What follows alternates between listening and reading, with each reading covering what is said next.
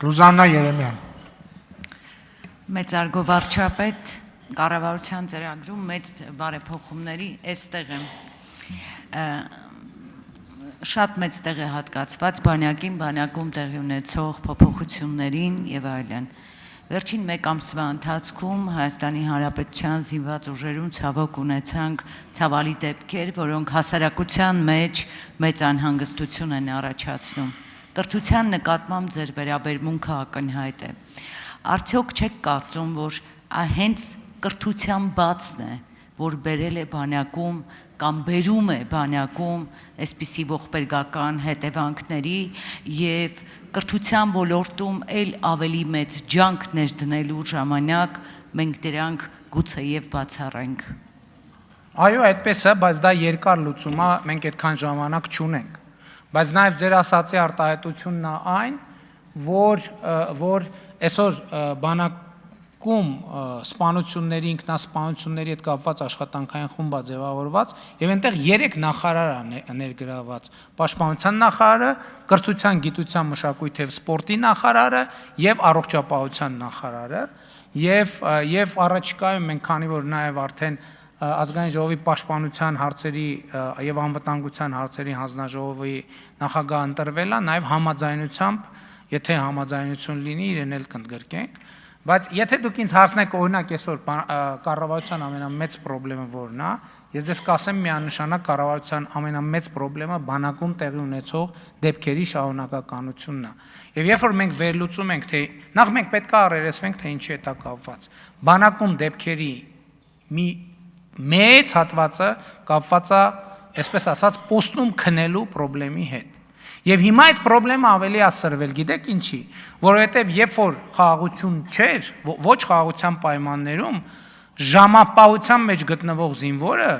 ինքն էլ մտավախություն ուներ, որ կարա, եթե ինքը քնի, իր ֆիզիկական անվտանգությունը բան կլինի, կվտանգվի։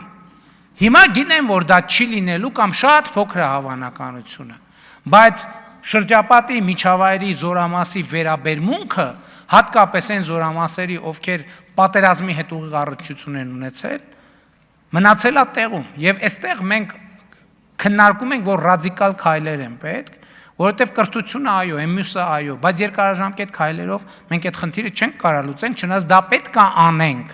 բայց մեզ պետք է այսօրվա խնդիրը լուծել։ Եվ այսօրվա խնդիրը լուծելու համար մեզ ռադիկալ քայլեր են պետք, եւ մենք նաեւ այսօր ենք այդ հարցը քննարկել եւ եկել նաեւ չասեմ եզրակացության, բայց նախնական մի այսպիսի ձևակերպման, որ մեր ընդհանուր բանակի ծառայության տրամաբանությունը չի ադապտացվել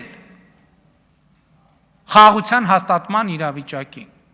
Եվ մենք այստեղ պետք է որոշակի վճռական քայլեր անենք այդ խնդիրը լուծելու համար։ Բայց իհարկե այո, կրթությունը, բռնության կուլտուրան ընդհանրապես, քրեական ենթամշակույթի մտածողություն, այդ ամեն ինչը խնդիրներ են, որոնք իրանք մի օրում լուծելու հարց չեն, բայց մեզ պետք է հարցը լուծել հիմա։ Եթե ոչ մի օրում, առնվազն մի ամսում, 2 ամսում, 6 ամսում, որպեսզի մենք այդ խնդիրը լուծենք։ Եվ սա, որ ասում եմ, մեր այսօր ունեցած մեծագույն խնդիրներից մեկն է, որը պահանջում է անհետաձգելի արձագանք եւ անհետաձգելի լուծում։ Կրթությունով հարցը լուծել այդ երկարաժամկետ սցենարը, բայց մենք դա իրագործելու ենք երկարաժամկետի համար, բայց կարճաժամկետի համար մենք այդ ժամանակը չունենք։ Արձագանք։ Պարոն վարչապետ, ընդդիմությունը մեզ կառավարությանը մեղադրում է, որ գնդերեցների աշխատանքը դադարեցվեց զորամասներում եւ դա է պատճառը, որ վերջին ամսվա ընթացքում մենք ունենք այն ինչ ունենք։ Ես խնդրում եմ նաեւ դրան անդրադարձեք, ես գիտեմ, որ դա իրականում այդպես չէ, բայց ես ուզում եմ, որպեսզի դրա մասին լսի նաեւ մեր ժողովուրդը։ Գնդերեցների աշխատանքը չի դադարեցվել, գնդերեցները շարունակում են եւ կշարունակեն աշխատել։ Գնդերեցների նշանակման կարգ կա եւ այդ կարգով պաշտպանության նախարարը առաջնորդվում է։ Կարգ, որը մեզնից առաջ է ընդունվել, դա էլ մենք չենք ընդունել։